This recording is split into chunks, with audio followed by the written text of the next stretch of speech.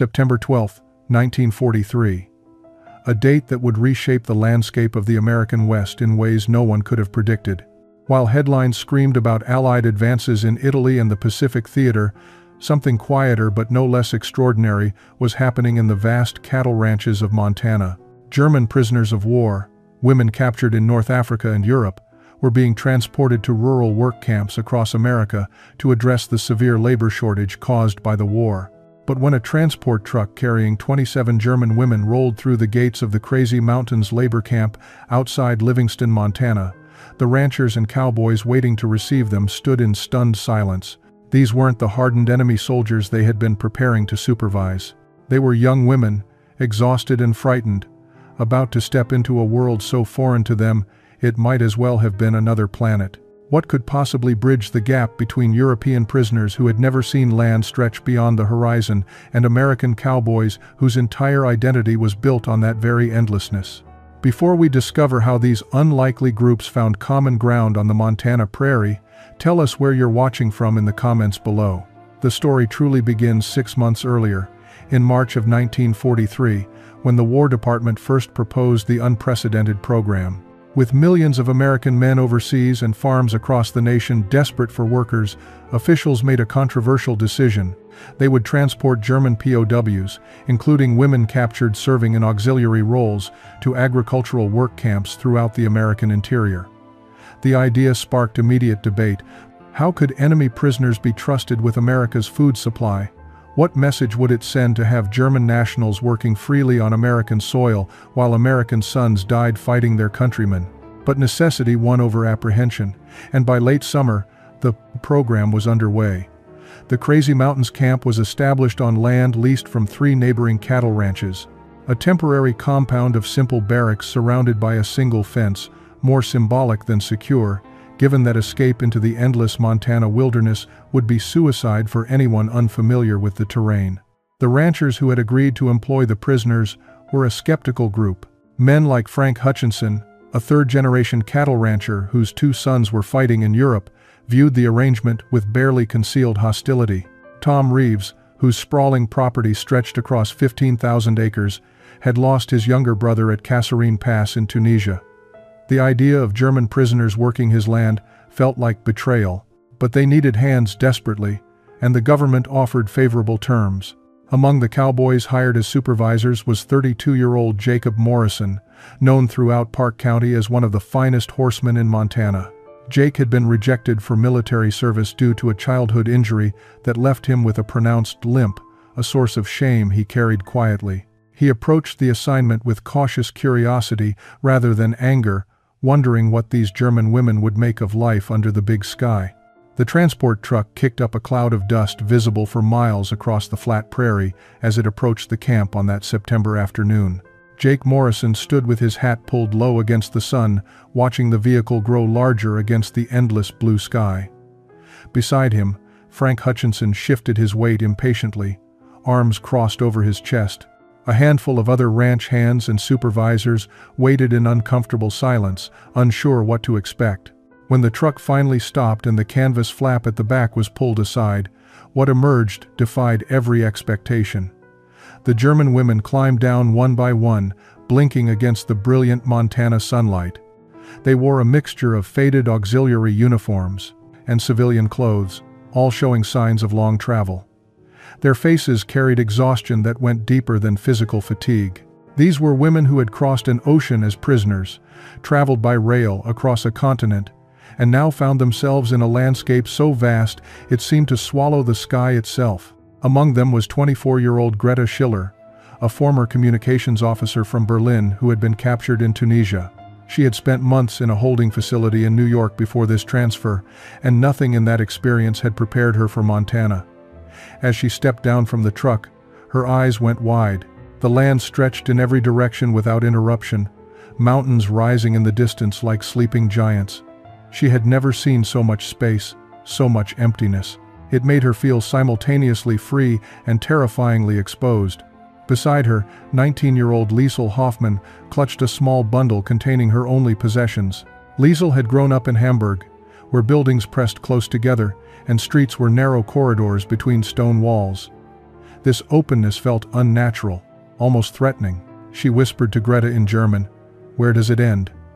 Greta had no answer. The camp commandant, Major William Carter, stepped forward to address the new arrivals. He was a career military man in his 50s, too old for combat duty but experienced enough to handle the complex politics of a POW labor camp. His voice carried across the dusty yard as he explained the basic rules. The women would work 6 days per week on the surrounding ranches. They would be paid a small wage in camp scrip, given adequate food and shelter, and treated according to Geneva Convention standards. Escape would be pointless and dangerous. Cooperation would make their time here tolerable. As Major Carter spoke, Jake Morrison studied the women's faces. He saw fear there, certainly, but also something else.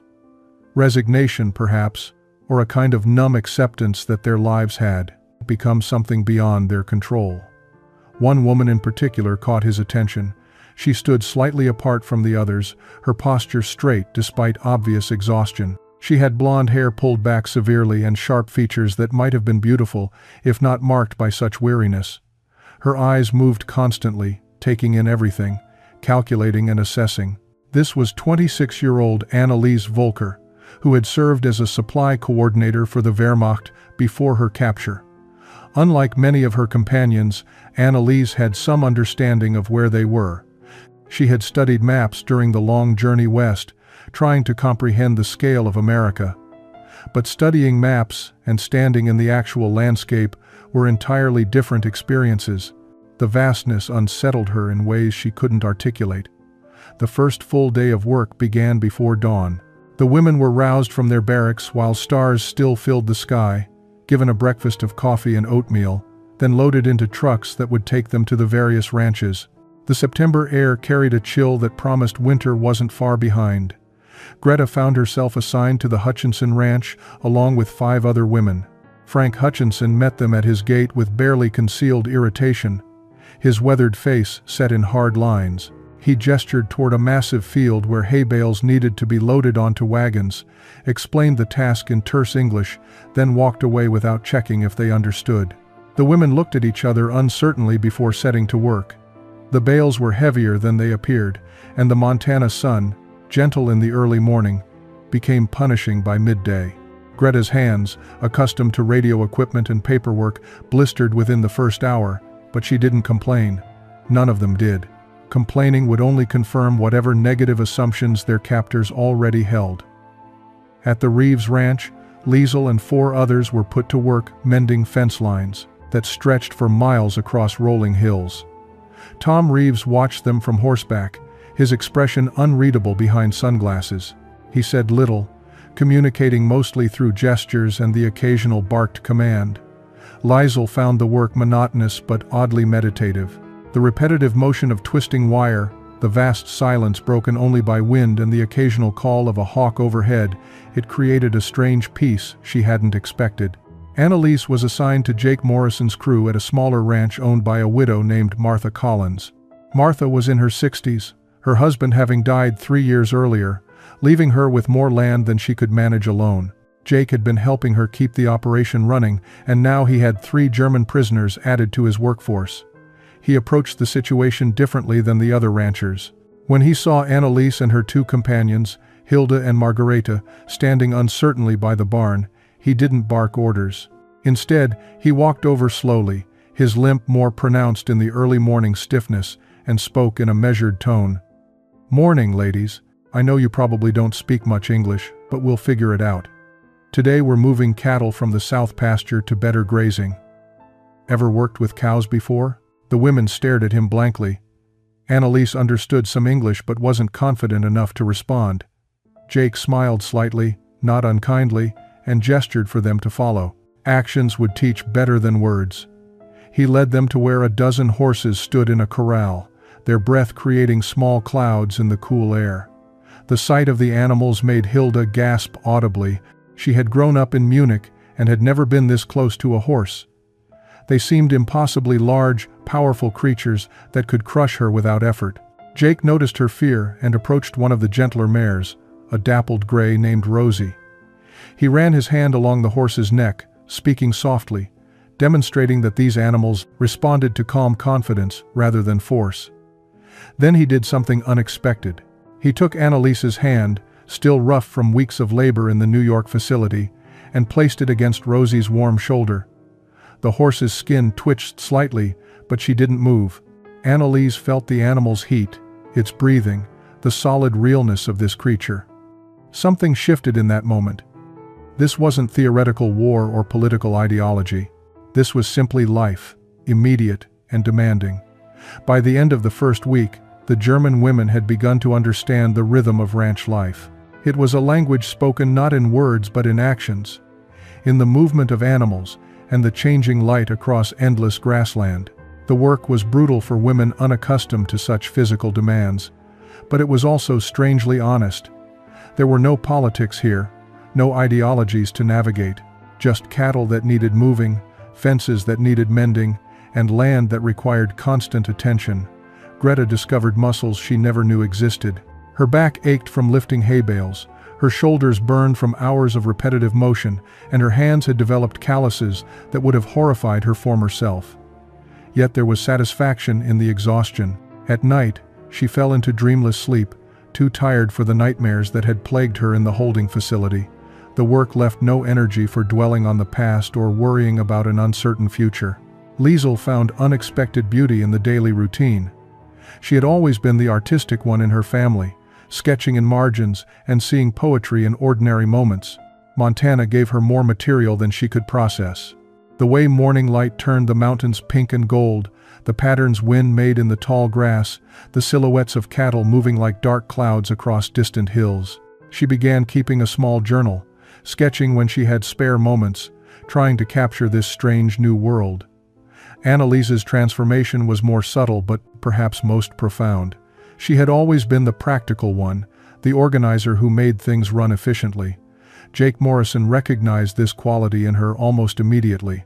He started giving her more responsibility, showing her how to anticipate what needed doing before being told. Within days, she was helping coordinate the work of the other women, translating his instructions and organizing tasks in the most efficient sequence. Jake found himself impressed, despite his initial reservations. One afternoon, as they worked together repairing a water trough, he attempted conversation. "Where in Germany?" he asked, his English slow and clear. "Berlin," Annalise replied carefully, her accent thick but understandable. Jake nodded. "Big city. This must be very different." She looked around at the endless landscape, searching for words. "So large," she finally said, gesturing at the space around them. We couldn't look away. It was the first real exchange between them, brief and simple, but it opened a door that had been closed. Jake realized these women weren't the enemy in any meaningful sense. They were just people caught in circumstances beyond their control, trying to survive with whatever dignity they could maintain. That evening, as the women returned to camp, Greta noticed something had changed in how they moved. They walked with less hesitation, less fear. The landscape that had seemed threatening now felt merely vast. They were beginning to understand that Montana demanded respect but offered something in return: space to breathe, work that mattered, and the possibility of being seen as something other than enemy prisoners. October brought the first serious cold snap, and with it an unexpected shift in the daily routine. Martha Collins, the widow whose ranch employed Annalise's crew, made a decision that would ripple through the entire camp. She invited the 3 German women to eat lunch inside her farmhouse, rather than in the field. Jake Morrison looked surprised when Martha announced this, but he knew better than to argue with the old woman. She had her own sense of what was right, and it rarely aligned with conventional thinking. That first meal was awkward beyond description. The women sat stiffly at Martha's kitchen table, overwhelmed by the simple kindness of being treated as guests rather than prisoners. Martha served beef stew and fresh bread, pouring coffee without asking if they wanted any. She spoke to them as she would to anyone, seemingly unconcerned that they understood perhaps 1 word in 5. Annalise tried to express gratitude in her limited English. "Thank you, Mrs. Very kind." Martha waved off the thanks. "You work hard, you eat proper. That's how it works here." The warmth of the kitchen, the smell of home cooking, The simple act of sitting at a table like human beings rather than enemies, it cracked something open in all three women. Hilda began to cry quietly, tears running down her face as she ate. She was remembering her mother's kitchen in Munich, meals shared before the world fell apart. Within 2 weeks, other ranchers began following Martha's example. Frank Hutchinson remained resistant, but his wife Eleanor had other ideas. She started bringing hot soup to the fields at midday, serving the German women alongside the regular ranch hands. Tom Reeves allowed his housekeeper to set up a table in the barn where workers could eat together out of the wind. These small gestures of basic humanity changed the atmosphere entirely. Cowboys who had maintained cold distance began making small talk, teaching the women English words for various tools and animals. The women responded by working harder, taking initiative, showing they could be trusted with more responsibility. Jake noticed how Annalise's English improved rapidly through these daily interactions. She had a gift for languages, picking up not just words but the rhythm and tone of how Montana people spoke. She began serving as an unofficial translator for the other women, but more than that, she became a bridge between two groups that had started as enemies. One evening in late October, as Jake drove the women back to camp, Annalise surprised him with a question. "Mr. Jake, why you help us? You could be angry, your country and my country fighting." Jake was quiet for a long moment, considering his answer. Finally he said, "I figure you didn't start this war any more than I did. We're all just trying to get through it best we can." Annalise nodded slowly, understanding more than just his words. She was beginning to grasp something fundamental about the American character, at least as it expressed itself here in Montana. These people judged you by your work and your character, not by where you came from or what uniform you once wore. November arrived with the first snow, dusting the mountains white and signaling the approaching end of the outdoor work season. The ranches shifted into winter mode, focusing on maintaining livestock and preparing for the brutal months ahead. The German women had now been in Montana for nearly 3 months, and the transformation was visible in more than just their calloused hands and sun-weathered faces. They moved with confidence across terrain that had once terrified them. They understood the rhythms of ranch life, anticipated needs before being told, and had earned grudging respect from even the most skeptical cowboys. But it was the Thanksgiving holiday that truly marked the turning point in their integration into this strange new world. Major Carter at the camp had debated whether to acknowledge the American holiday at all. These were prisoners of war, after all, not guests. But he had received letters from several of the ranchers requesting permission to include the women in their family celebrations. Martha Collins had been particularly insistent, arguing that Christian charity demanded nothing less. On Thanksgiving Day, instead of returning to camp, the women found themselves invited into American homes. Greta and her crew were brought to the Hutchinson Ranch, where Eleanor had prepared a feast that made the German women's eyes widen. Turkey, mashed potatoes, 3 kinds of vegetables, fresh rolls, and pies that filled the kitchen with the scent of cinnamon and apples. Frank Hutchinson sat at the head of the table, his discomfort obvious but his manners intact. His wife had made her wishes clear, and he would honor them, even if grudgingly. As the meal progressed, something unexpected happened. Eleanor asked Greta, through a combination of simple English and gestures, about her family in Germany. Greta's eyes filled with tears as she tried to explain. Mother, father, in Hamburg.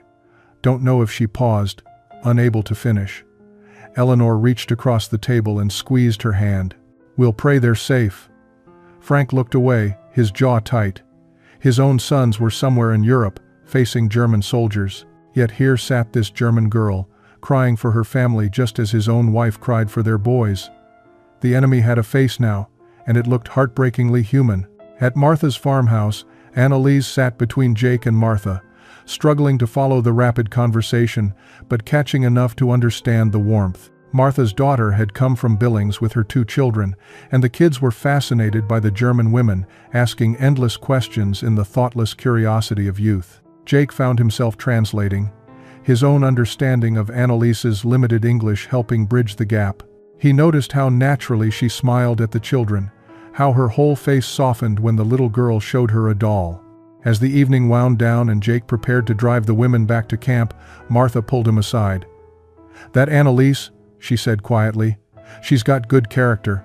You can see it in how she works, how she treats people." Jake nodded, not trusting himself to say more. He had been thinking the same thing but hadn't wanted to acknowledge it, even to himself. December brought news that shattered the fragile peace the women had found in Montana. The Red Cross had finally managed to deliver letters from Germany, the first communication many of the women had received in over a year. The mail call at camp that cold evening was unlike anything Major Carter had witnessed in his military career. As names were called, some women rushed forward with desperate hope, while others hung back, afraid of what they might learn. Greta received a letter from her aunt in Bremen. Her hands shook as she read the brief message, written in August. Her parents were dead, killed in an Allied bombing raid on Hamburg in July of 1943. The family apartment was destroyed. Her younger sister was living with distant relatives in the countryside, but her aunt had no recent news of her whereabouts or condition. Greta read the letter 3 times before the words truly penetrated. Then she walked calmly to her bunk, lay down facing the wall, and didn't speak for 2 days. Liesel's news was equally devastating. Her entire neighborhood in Hamburg had been firebombed. Her mother and 2 younger brothers were presumed dead, though no bodies had been recovered. Her father, who had worked in a munitions factory, had been arrested after the July 20th plot against Hitler, though he had no connection to the conspirators. No one knew where he had been taken. Other women received no letters at all, which was somehow worse than bad news. At least the dead had certainty. The silence left only terrible imagination. Anneliese was among those who received nothing. She had written to her family's address in Berlin through the Red Cross months ago, but had heard nothing in return. The not knowing gnawed at her in ways physical hardship never had. The despair that settled over the camp was palpable. Women who had been learning English stopped trying. Those who had shown interest in their work went through motions, mechanically. The small shoots of hope that had been growing in Montana soil withered under the weight of grief and guilt. The ranchers noticed immediately. Martha Collins found Anneliese staring out across the frozen prairie, her face blank. "Child, what's wrong?" Martha asked gently. Anneliese struggled to find English words for the complex emotions churning inside her. "My family," she finally managed. "I don't know if they live. And my country, everything burning, everything destroyed." She turned to Martha with haunted eyes. "We did this. My country did terrible things, and now we pay. But my mother, my little brother, they did nothing. They just lived." Martha had no easy comfort to offer. She had heard the reports coming from Europe, the stories of concentration camps and atrocities. But she also saw the genuine anguish in this young woman's face. That evening, Martha did something unprecedented. She invited Anneliese to stay at the farmhouse rather than return to camp. Major Carter, when contacted, gave reluctant permission. One prisoner, closely supervised, seemed an acceptable risk. Jake Morrison was surprised to find Anneliese sitting at Martha's kitchen table when he arrived the next morning. Her eyes red from crying, but her composure mostly restored. Martha had stayed up half the night with her, letting her talk through her grief in a mixture of German and broken English, offering the simple ministry of presence. The blizzard hit on December 18th, with a ferocity that shocked even longtime Montana residents. The temperature dropped to 20 below zero, and wind drove snow horizontally across the prairie, erasing all landmarks and turning the world into a whiteout. Jake had been helping Martha secure the barn when the storm descended with shocking speed. Within minutes, visibility dropped to mere feet. They managed to get the horses inside and the cattle moved to a sheltered draw, but 3 cows were missing, likely trapped somewhere in the south pasture. Jake knew that in these conditions, exposure meant death within hours. The animals needed to be found immediately. Anneliese had been staying at the farmhouse for the past week, helping Martha with indoor work, while the other women remained at camp. When Jake announced his intention to search for the missing cattle, she surprised both him and Martha by insisting on coming along. "You cannot go alone," she said firmly in her improving English. "Is too dangerous. 1 person falls, no one knows. 2 persons, more safe." Jake started to argue but recognized the logic. "Number fan." Martha tied scarves around both their faces and made them rope themselves together with 50 feet of line between them. "If you're not back in 2 hours, I'm sending for help," she warned. The world outside was chaos. Snow stung any exposed skin like needles, and the wind howled with a sound that seemed almost alive. Jake led them toward where he thought the south pasture lay, relying more on instinct than sight.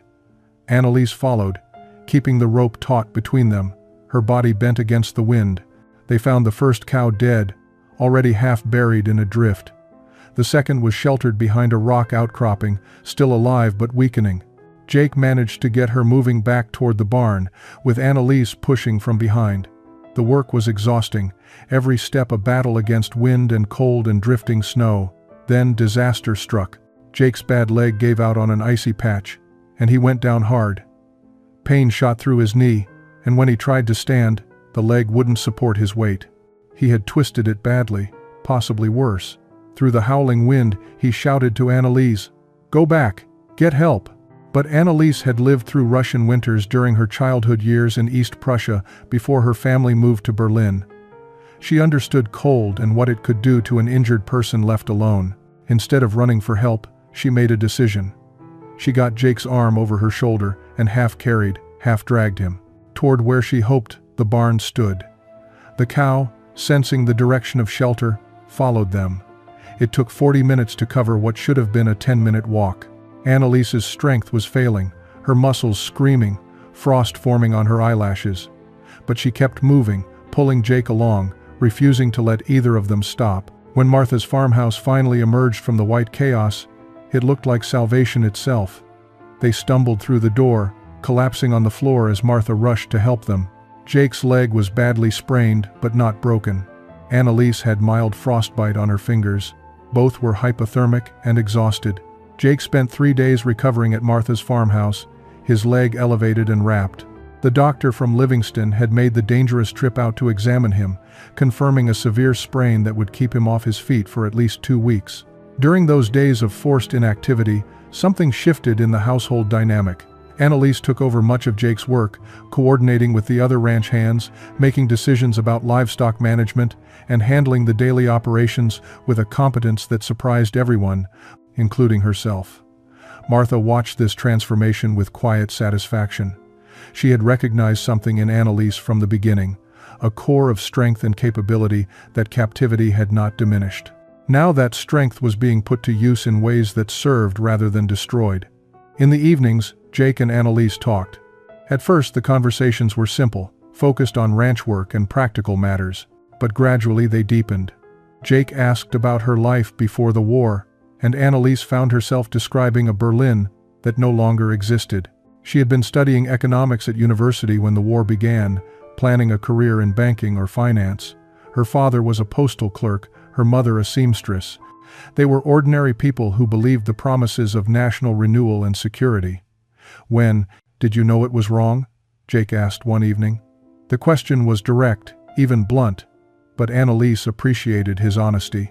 "Not at first," she admitted, her English becoming more fluid as emotions ran high. "We thought we defended our country. They told us Germany was threatened, that we only protected ourselves. But later, when we saw things, heard things," she paused, struggling with both language and memory. Small things that didn't make sense, people disappearing, rules that seemed cruel for no reason. But by then, what could we do? To speak against it was to die. Jake listened without judgment. "I guess most people just try to survive," he said quietly. "Don't make you a monster, but don't make you innocent either. Just makes you human." The honesty of his assessment, free from either condemnation or false comfort, gave Annalise something she desperately needed. A framework for understanding her own complicated guilt. She had not committed atrocities, but she had served a system that did. She had not known the full extent of her country's crimes, but willful ignorance was its own kind of complicity. "What will you do when the war ends?" Jake asked. "Will you go back?" Annalise looked out the window at the snow-covered landscape. A month ago, she would have said yes without hesitation. Germany was home, regardless of everything. But now she wasn't certain. "I don't know what Germany will be anymore," she said softly. "Maybe it will be better, maybe it will be worse. But here, in this place, I know what is expected. Work hard, be honest, treat people with respect. Is simple, is clear." Jake understood what she wasn't quite saying. She had found something in Montana that Germany had not offered her in years. Not just physical safety, but moral clarity. The blizzard had forced a crisis that revealed character, and Annalise had proven herself when it mattered most. By mid-January, Jake was back on his feet, though he still favored his injured leg. The winter work had slowed to maintenance routines, feeding livestock and ensuring water sources didn't freeze. It gave him time to focus on something he'd been considering since the blizzard: teaching Annalise proper ranch skills rather than just manual labor. One morning, he brought out 2 coiled ropes from the barn. Annalise eyed them suspiciously, having seen the Cowboys use them to catch cattle but never imagining she might learn the skill herself. "Today you learn to rope," Jake announced. "Every good ranch hand needs to know how." Annalise protested that she was just a prisoner, that such skills were unnecessary for her temporary situation. But Jake was insistent. "You saved my life in that storm. Far as I'm concerned, that makes you more than just a prisoner. Besides," he added with a slight smile, "you're better with the cattle than half the boys I've hired over the years." The lessons began simply. Jake showed her how to hold the rope, how to build a loop, how to swing it with the wrist rather than the whole arm. Annalise was clumsy at first, the rope tangling around her feet or falling short of its target. But she had learned patience through months of difficult work, and she applied that same determination to this new challenge. Hilda and Margaretha watched from the barn, amazed to see their companion being taught skills that seemed reserved for real cowboys. Over the following weeks, Annalise practiced whenever she had spare moments. Jake set up posts at various distances, and she worked on her accuracy. The repetitive motion was meditative, allowing her mind to quiet while her body learned the rhythm. She discovered she enjoyed the challenge, the way success required perfect timing and coordination. By February, she could rope a stationary target with reasonable accuracy. Jake decided it was time to try with actual cattle. He selected a gentle heifer in the corral and demonstrated first, his rope sailing out smoothly to settle around the animal's neck. Then he handed the rope to Annalise. "Your turn." Her first attempt missed badly. The second attempt caught the heifer's horn instead of her neck.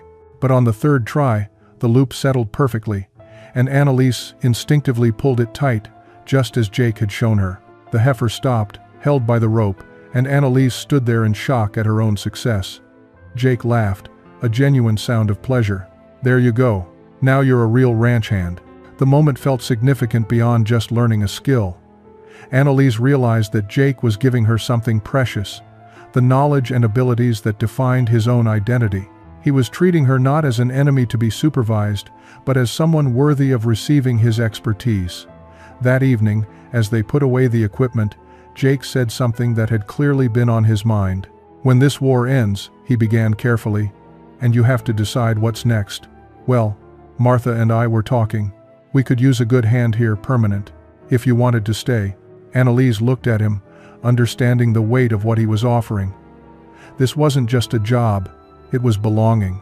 Spring arrived late in Montana that year, March bringing more snow before April finally delivered genuine warmth. As the land thawed and green returned to the prairie, the German women at the camp found themselves facing an unexpected reality. They had been in Montana for 7 months, and many of them no longer felt like prisoners. The work had become routine, even enjoyable. The relationships they had built with the ranchers and cowboys had evolved into something resembling friendship. The landscape that once terrified them now felt familiar, almost comfortable. Greta had recovered from the devastating news about her parents, though the grief remained. She had thrown herself into work at the Hutchinson Ranch with renewed intensity, as if constant motion could keep sorrow at bay. Eleanor Hutchinson had become a mother figure to her, teaching her English through patient conversation and including her in family activities. Even Frank had softened, occasionally sharing stories about his sons overseas, treating Greta almost like a daughter. Liesl had discovered an unexpected artistic outlet. The landscape she once found threatening had become her obsession. She sketched constantly, capturing the way light moved across the mountains, the patterns cattle made against snow, the weathered faces of the cowboys. Tom Reeves had noticed her talent and, in a gesture that surprised everyone, bought her a set of proper art supplies from Billings. The gift had made Liesl cry, not just from gratitude but from the recognition it represented. But the most profound transformation had occurred in Annalise. Her relationship with Jake Morrison had deepened in ways neither of them had intended or expected. They worked together daily, their communication now requiring few words. She anticipated his needs before he voiced them, and he trusted her judgment on ranch decisions. Martha watched the growing bond between them with a mixture of concern and hope. One evening in late April, as the three of them sat on Martha's porch, watching the sunset paint the sky in shades of orange and purple, the old woman finally addressed what everyone had been avoiding. "You know people will talk," she said bluntly to Jake. "German girl and American cowboy. War's not even over yet."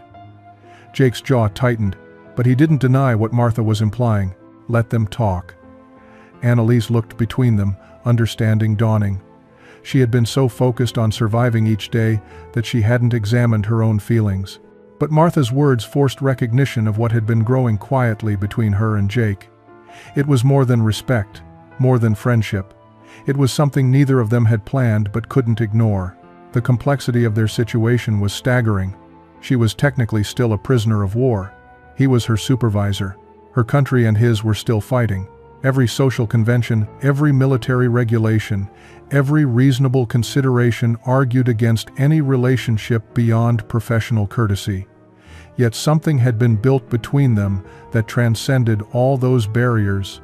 "Is impossible," Annalise said softly, speaking the truth they all knew. "Maybe," Jake replied, "but that doesn't make it not real." The honesty hung in the air as darkness fell over the prairie, the first stars appearing in the vast Montana sky. May 8, 1945. Victory in Europe Day.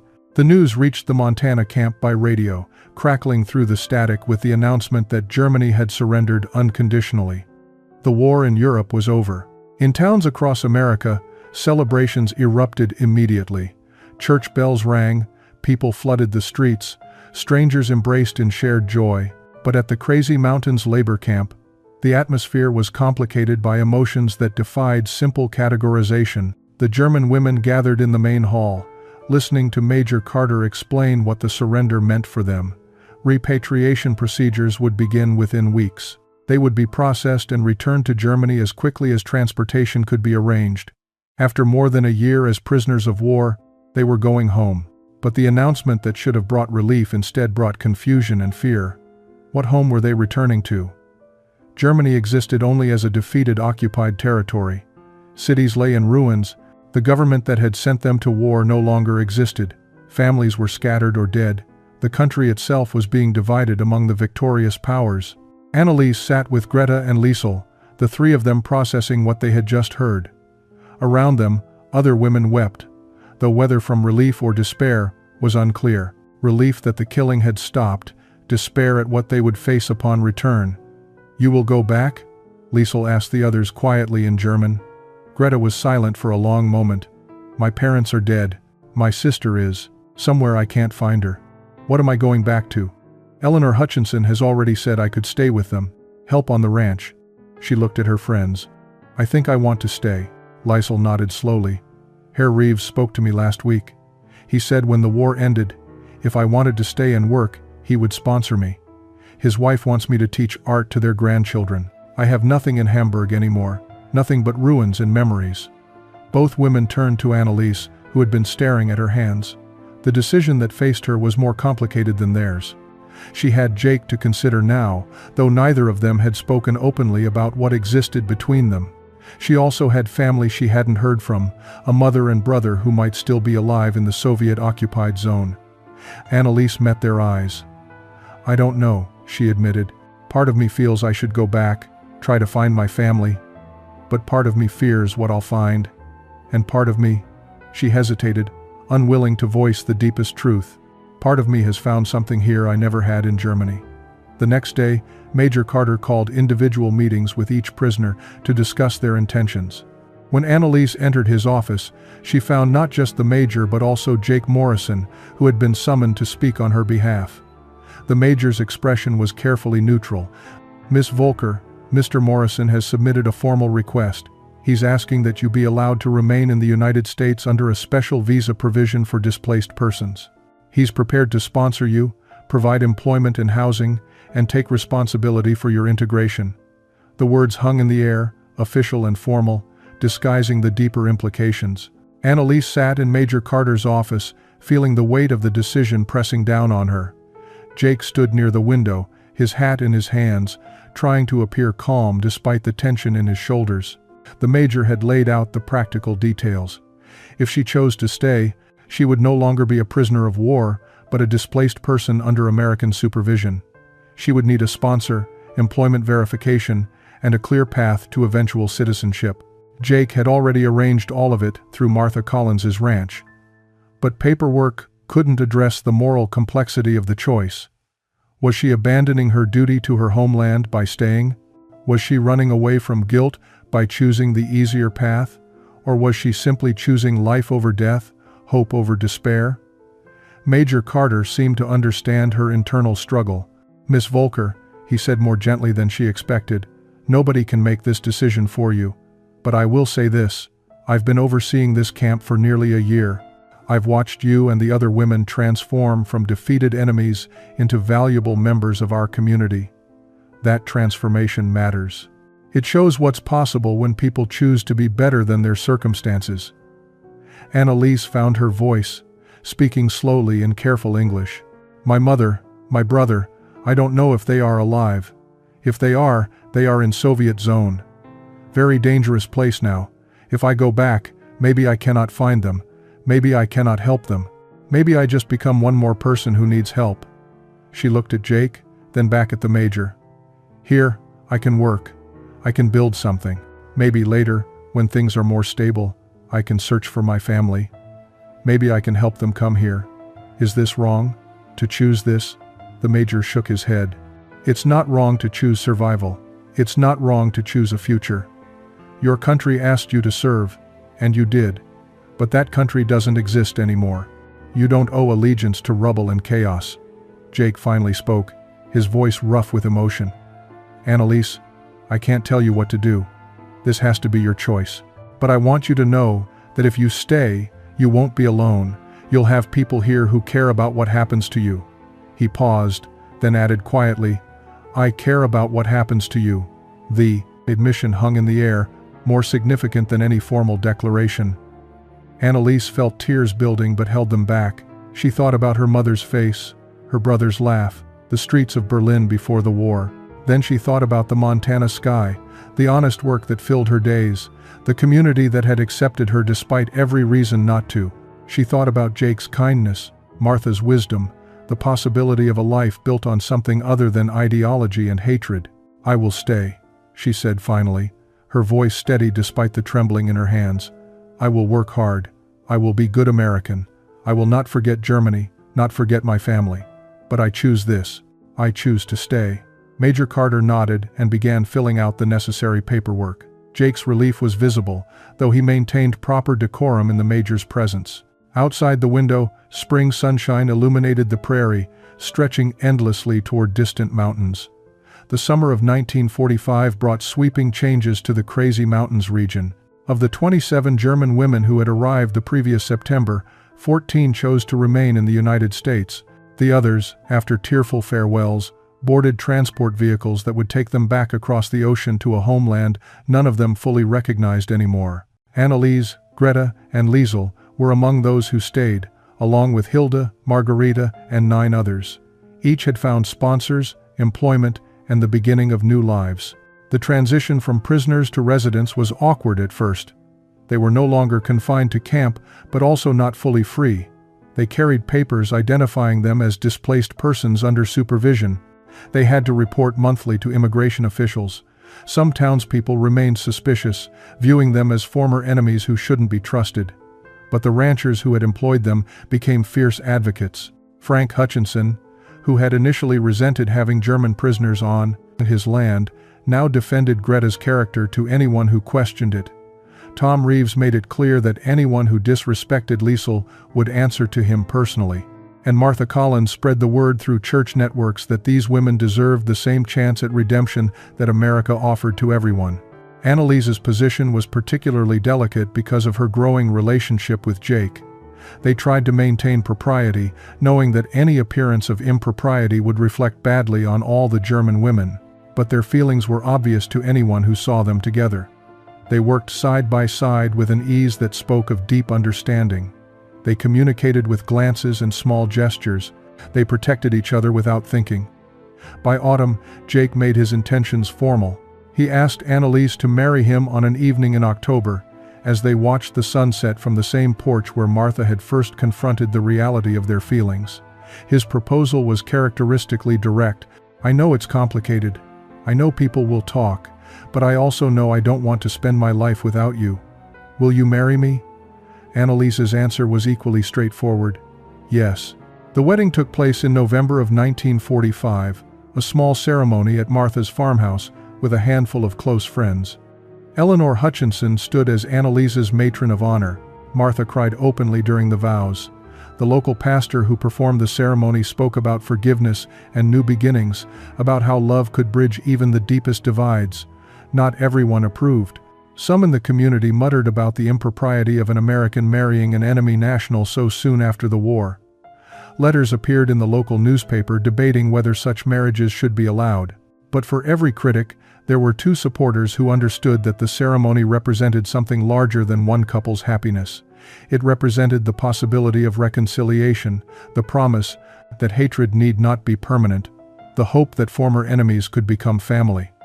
As winter approached, Annalise Morrison, no longer Volker, settled into her new life with a sense of profound gratitude. She had found something in Montana that she never expected to discover. Not just safety or work or even love, but a sense of belonging that had eluded her even in the country of her birth. The years that followed brought both challenges and unexpected joys. Annalise and Jake built a life on the land they both loved, expanding Martha's ranch after the old woman passed away peacefully in 1948, leaving the property to them in her will. The gift came with a handwritten note that Annalise treasured. "You proved that home isn't where you're born, but where you choose to build something good." Greta remained with the Hutchinson family, eventually marrying a local veterinarian she met at a church social in 1947. Her wedding was larger than Annalise's had been, a sign that the community's acceptance had grown. She never learned what happened to her sister in Germany, but she built a new family in Montana, raising 3 children who knew their mother's story and understood the complicated legacy they carried.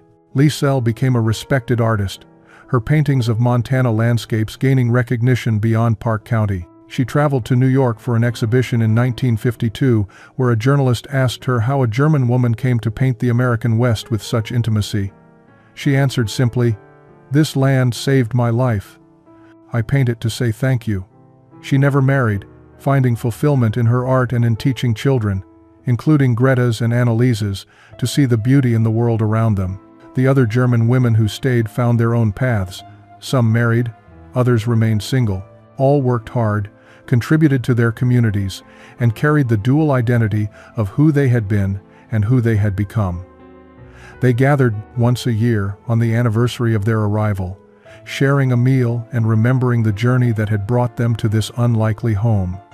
In 1953, Annalise finally received news from Germany. A letter found her through the Red Cross, forwarded through multiple agencies. Her mother had survived the war and was living in West Berlin. Her brother had been killed in the final days of fighting, defending a city that was already lost. The news brought renewed grief but also relief. Her mother was alive. Over the following years, Annalise sent money and care packages to Berlin. She wrote long letters describing her life in Montana, her marriage, and eventually her children. In 1958, she sponsored her mother's immigration to America. The reunion at the Billings train station was emotional beyond words. Her mother, aged and worn by years of hardship, stepped onto the platform and saw her daughter waiting. They embraced for long minutes, speaking German through tears, while Jake stood respectfully aside. Later, her mother would tell her that seeing Annalise happy and settled had erased any regret about leaving Germany behind. "You found what we were all searching for," she said. "A place where you could be yourself without fear, where your work mattered, where kindness was not weakness." The ranch prospered over the decades. Jake and Annalise raised 2 children, a son and a daughter, who grew up speaking both English and German, understanding they carried 2 legacies. They learned to rope cattle and ride horses, but they also learned about their mother's journey and the complicated history that had brought their family into existence. 50 years after that September day when German prisoners first arrived at the Crazy Mountains labor camp, the survivors gathered for a final reunion. It was 1993, and age had taken its toll. Of the 14 women who had chosen to stay, only 8 remained alive. They met at what had been Martha Collins' ranch, now owned by Annalise and Jake's son, who had converted the old barn into a community center. The women, now in their 70s and 80s, embraced with the fierce affection of those who had shared something extraordinary. Greta was there, widowed but surrounded by grandchildren. Liesl came from Billings, where she still painted despite arthritis in her hands. The others arrived from various parts of Montana and neighboring states, gray-haired and slower-moving, but with the same essential spirit that had carried them through their transformation decades earlier. A local historian had organized the gathering, wanting to document their stories before time claimed them entirely. She set up recording equipment and asked them to reflect on their experiences. What began as formal interviews quickly became animated conversation as the women remembered details they hadn't thought about in years. Annalise, now 74, spoke about the day she arrived and how terrifying the openness had seemed. So large we couldn't look away. She repeated the phrase that had become their unofficial motto. That's what we told each other. The land was so large we couldn't look away. And once we stopped looking away, once we really saw it, we couldn't leave. Greta talked about the moment she received news of her parents' death and how Eleanor Hutchinson's simple kindness had kept her from drowning in despair. She saved me by treating me like I mattered, Greta said. Not like a prisoner, not like an enemy, but like a person who deserved comfort. Liesl described discovering that she could capture beauty even after witnessing so much ugliness. This landscape taught me that the world could still be beautiful if you were willing to see it, she explained. That was a kind of redemption I didn't know was possible. The historian asked the question that had driven her research. Why did you choose to stay when you could have gone home? The women looked at each other, and Annalise spoke for all of them. Germany was where we were born, but it was never truly home. Home was what we built here through work and kindness and second chances. Home was people who judged us by our character rather than our nationality. Home was land that didn't care about our past, only about our willingness to respect it. That evening, as the reunion concluded, the women stood together outside the old barn. The Montana sky stretched above them, vast and indifferent as it had always been. Mountains rose in the distance, eternal and unchanging. The prairie grass moved in waves under the wind, the same wind that had blown on the day they arrived 50 years earlier. Jake Morrison, now 76, and moving slowly with a cane, joined his wife. Together they watched the sunset paint the sky in brilliant colors. You ever regret it? He asked quietly. Staying here instead of going back? Annalise took his hand, the calluses of a lifetime's work rough against his palm. Not once, she said. Not for a single moment. This land gave us everything. It gave us work that mattered, people who cared, and the chance to become better than we were. What more could anyone ask for?